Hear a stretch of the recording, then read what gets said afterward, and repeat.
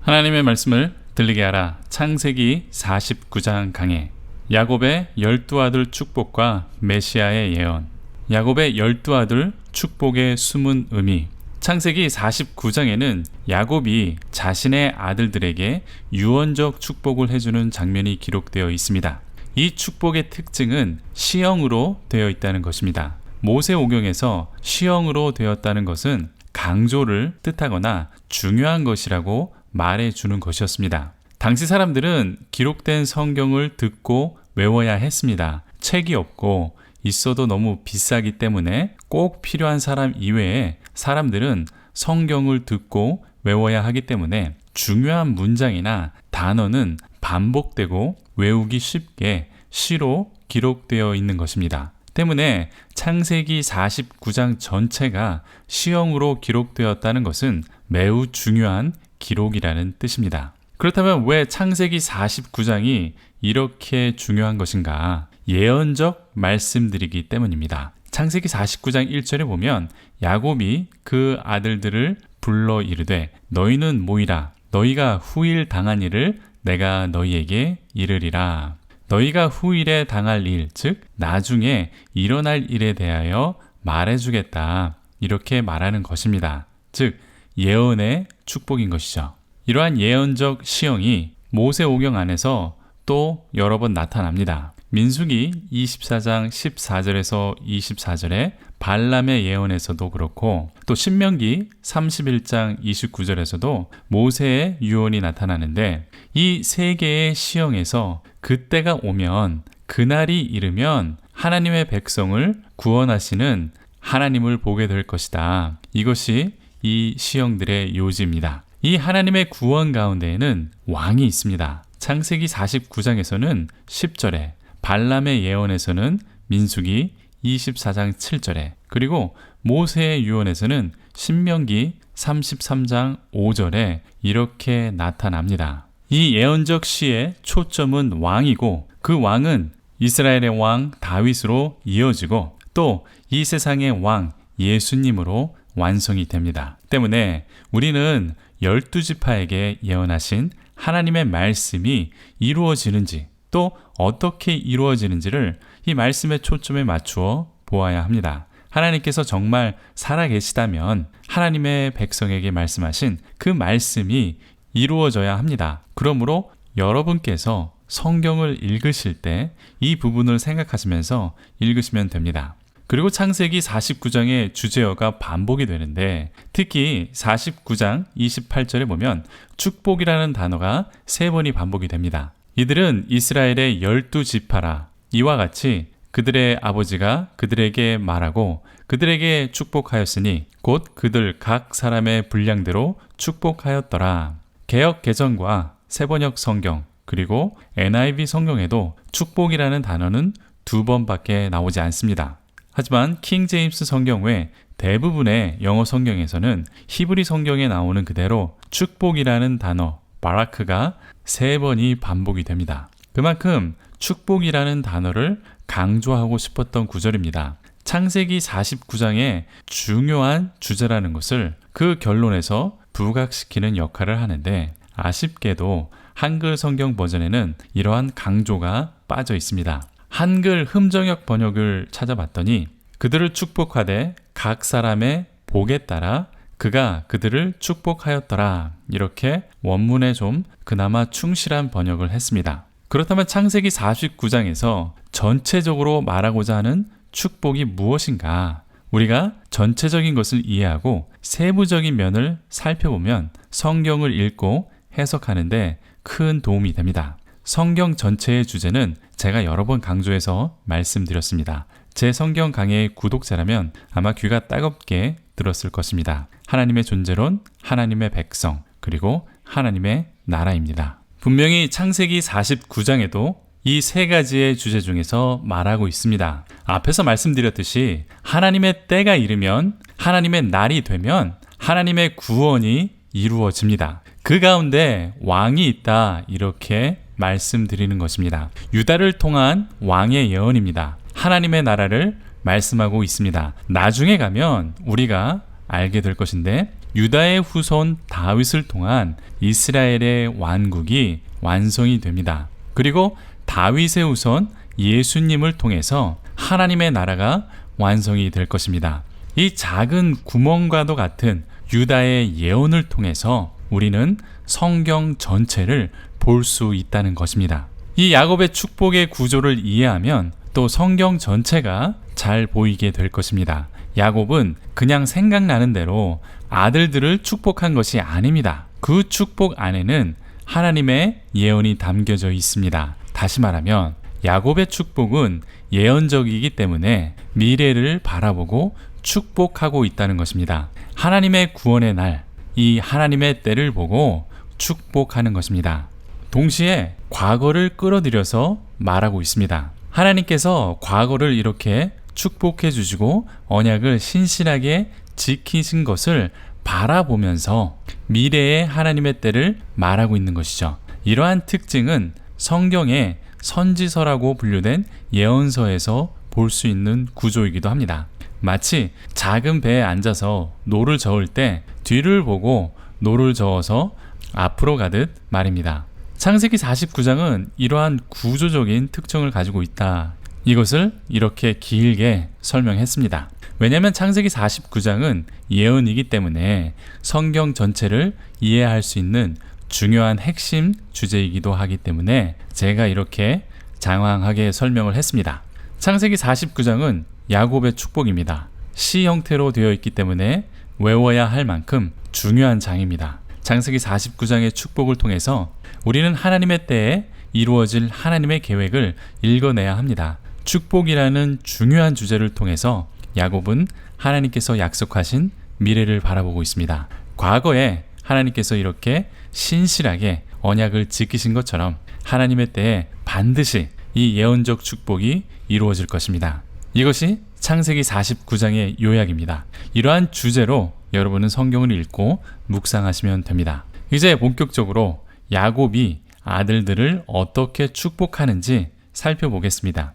태어난 순서대로 이름이 나열되어 있고 예언적 축복이 기록이 됩니다. 첫째 아들 르우벤이 나타납니다. 르우벤은 장자였고 능력이 뛰어났습니다. 그렇지만 4절에 보면 이제 탁월하지 못하다 이렇게 되어 있습니다. 왜냐하면 아버지의 침상에 올라갔기 때문이죠. 무슨 말이냐? 창세기 35장 22절에서도 잠시 언급이 되는데 르우벤은 아버지 야곱의 첩 빌하와 동침하였기 때문에 장자의 권리와 탁월한 능력을 빼앗기게 됩니다. 둘째 아들과 셋째 아들이 같이 언급이 되어 나오는데 시므온과 레위가 함께 나타납니다. 5절에 그들의 칼은 폭력의 도구라고 시작을 합니다. 창세기 34장에서 세겜 사람들을 누이 디나를 강간했다는 이유로 피해 보복을 한 사건을 말해줍니다. 이 보복을 야곱은 강하게 비판한 기록이 34장 30절에도 나타납니다. 때문에 시므온과 레위도 이 장자권을 박탈당하게 됩니다. 우리는 시므온과 레위에게 주어진 예언을 주목해야 합니다. 49장 7절 후반인데 내가 그들을 야곱 중에 나누며 이스라엘 중에 흩으리로다 이렇게 되어 있습니다. 출애굽기 후 가나안 땅을 정복하고 시므온 지파는 성경 속의 기록에서 사라집니다. 시므온 지파가 없어지게 되죠. 또 레위 지파에게는 제사장직이 주어져 각 지파에 흩어져서 살게 됩니다. 야곱의 예언처럼 시므온과 레위는 약속의 땅에서 흩어지게 되어 이 예언이 성취되는 것을 볼 수 있습니다. 네 번째 아들은 유다입니다. 창세기 49장 8절에서 12절에 나타납니다. 역대상 5장 2절에 보면 유다가 장자가 아니라 요셉이 장자라고 되어 있습니다. 엄밀히 말하면 장자의 명분은 요셉에게 있습니다. 하지만 이전 시간에도 말씀드렸지만 장자의 축복은 레아의 장자 유다와 라헬의 장자 요셉에게 있다 이렇게 저는 봅니다. 그러니까 장자의 명분은 한 명 요셉에게 가지만 장자의 축복은 유다와 요셉에게 갔다. 저는 이렇게 보고 참고하라고 말씀드렸습니다. 유다의 축복은 합법적인 상속자로 뛰어난 아들로 나타납니다. 형제들의 찬송이 되고 원수를 물리치고 형제들이 절하는 사자 같은 아들이 된다. 이렇게 말합니다. 왕족으로 선택되었다는 것입니다. 유다의 후손 다윗이 선택을 받아 이스라엘의 보좌 위에 오르며 왕이 되는 것을 이렇게 예언적으로 말씀하고 있습니다. 8절에 이 내용이 나타나는데 유다야 너는 내 형제의 찬송이 될지라 내 손이 내 원수의 목을 잡을 것이요 내 아버지의 아들들이 내 앞에 절하리로다. 앞에서 설명해 드렸는데 미래에 이루어질 하나님의 때를 과거의 사건을 통해서 바라보고 있다. 전에 말씀드렸습니다. 앞으로 유다는 형제의 찬송이 된다. 이렇게 말합니다. 또 원수의 목을 잡을 것이다. 앞으로의 일을 말하고 있죠. 유다의 후손 다윗 왕을 생각하시면 됩니다. 다윗은 실제로 골리앗을 죽이고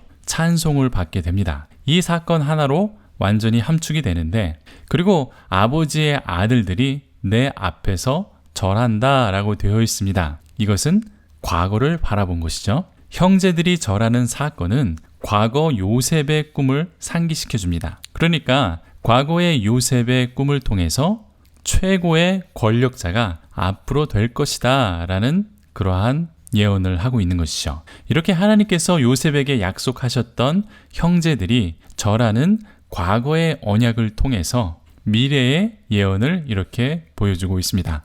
또 9절에 유다를 사자로 비유한 것은 군사적 통치권자를 상징하는 것입니다. 이러한 통치권자의 모습은 10절에서도 이어지는데 규와 지팡이가 떠나지 않는다 이렇게 말하고 있습니다. 규와 지팡이는 지휘봉과 지팡이라고 보시면 되는데 모두 왕권을 상징하는 상징물입니다. 이러한 통치권이 유다에게서 떠나지 않게 된다 이렇게 말씀합니다. 이 영원한 통치권은 이스라엘에게만 해당되는 것이 아니라 10절 후반에 보면 그에게 모든 백성이 복종하리로다 이렇게 되어 있습니다. 여기서 백성은 백성들 복수로 쓰였는데 많은 나라들 이렇게 말하는 것입니다. 유다의 자손 중에 이러한 통치권을 가진 자가 나타난다라고 하는 그러한 예언이죠. 우리는 이 예언의 주인공이 누군지 압니다. 바로 예수 그리스도입니다. 다윗의 자손 예수님께서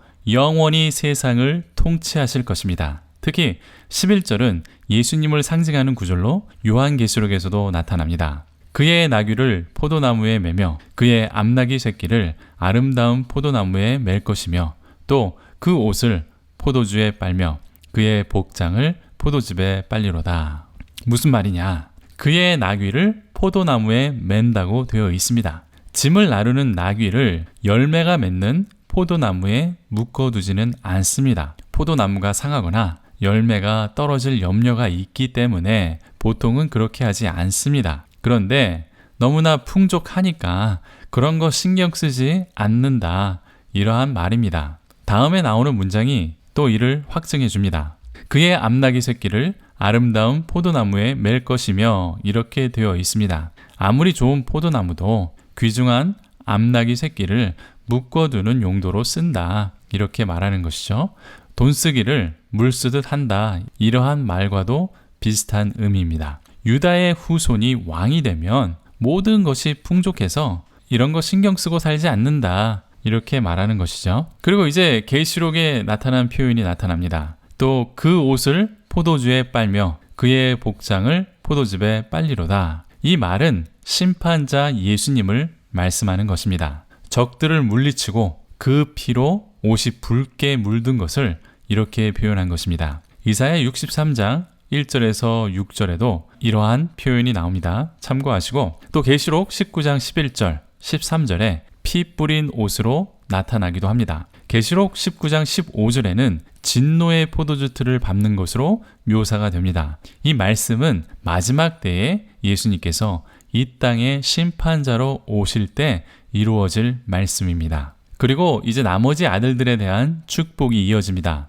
이제부터는 축복이 좀 간결해집니다. 13절에서는 다섯째 스불론이 나타납니다. 스불론은 해변에 거주하게 된다라고 했습니다. 여호수아 19장 10절에서 16절에 의하면 가나안 정복 때에는 해변까지는 거주하지 못했지만 스불론은 나중에 바닷가까지 확장하게 됩니다. 여섯째 이사갈은 앉아 쉬는 나귀로 묘사가 됩니다. 15절에 보면 그는 쉴 곳을 보고 좋게 여기며 토지를 보고 아름답게 여기고 어깨를 내려 짐을 메고 압제 아래서 섬기리로다.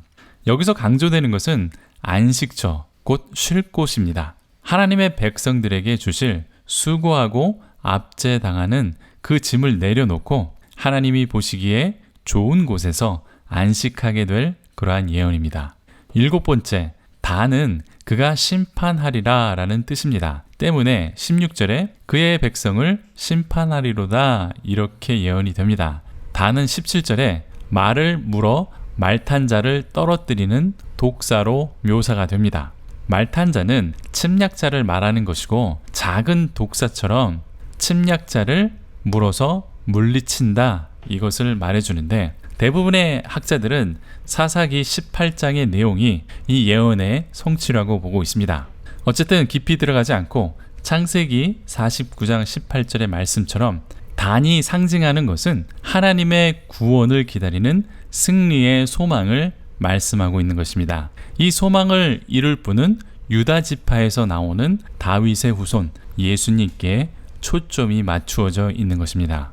8번째 갓은 단 한 구절 나오는데 갓은 군대의 추격을 받아 도리어 그 뒤를 추격하리로다. 이 말씀은 히브리어 원문을 보면 마치 랩을 하듯이 비슷한 발음의 단어가 이어지는 문장입니다. 깊이 들어가지는 않겠지만 비록 원수에게 쫓기지만 최후 승리를 얻을 것이다 라는 소망의 말씀입니다. 이 소망도 유다에게서 이루어질 것입니다. 9째 아셀도 한 구절인데 아셀에게서 나는 먹을 것은 기름진 것이라 그가 왕의 수라상을 차리리로다. 아셀의 자손들은 풍성함과 진미를 누릴 것입니다. 이 풍성함과 진미로 유다에게서 나올 왕 메시아를 섬기게 될 것입니다. 10번째 납달리 또한 한 절인데 납달리를 풀어놓은 암사슴이고 재롱이 귀여울 것이다 이렇게 말씀하고 있습니다. 이는 미래의 큰 번영과 풍성함을 상징하는 모습으로 표현한 것입니다. 이제 11번째 요셉이 등장합니다. 요셉에게 반복되는 단어는 22절에는 풍성함과 확장을 의미합니다. 요셉에게 반복되는 단어는 축복입니다. 22절에는 풍성함과 확장을 말하고 있습니다. 23절에는 적들은 요셉 족속을 공격하지만 24절에 잘 막아내고 하나님의 도움으로 이겨낼 것이다 이렇게 말씀합니다. 그러면서 25절에서 26절에 하나님의 축복이 임할 것이고 모든 분야에 풍성한 축복을 받을 것이다 이렇게 마음껏 요셉을 축복합니다. 이제 마지막 12번째 베냐민입니다. 베냐민도 한 구절인데 유다의 모습과 비슷한 이미지입니다. 물어뜯는 늑대라고 말하고 아침에는 빼앗은 것을 먹고 저녁에는 움킨 것을 나눈다고 했습니다. 원수들에 대한 정복을 말하는 것입니다. 유다는 승리하여서 빼앗은 사자 같고 베냐민은 사자보다 못한 늑대입니다. 결론을 맺겠습니다. 야곱의 축복의 개념은 승리한 군사의 모습으로 강조됩니다. 그리고 원수를 이기고 풍성함을 누리는 것으로 묘사가 됩니다. 그러니까 승리와 평안 그리고 풍성함이 강조되고 있습니다. 이러한 승리와 평안은 유다의 후손에게서 나올 메시아를 통해서 완전히 이루어질 것입니다. 이스라엘의 왕 다윗이 이스라엘 민족에게 평화와 번영을 주었듯이 다윗의 후손 예수님께서도 이 세상의 평화와 잃어버린 에덴 동산의 모습을 회복하실 것입니다. 이러한 예언이 바로 야곱의 후손들에게 주어진 예언이었습니다. 도움이 되셨습니까? 질문이나 의견이 있으시면 댓글을 달아주십시오. 또 구독과 좋아요는 제게 큰 격려가 됩니다. 항상 제 성경 강의를 들어주시고 댓글로 힘을 주시는 구독자 여러분께 다시 한번 감사드립니다.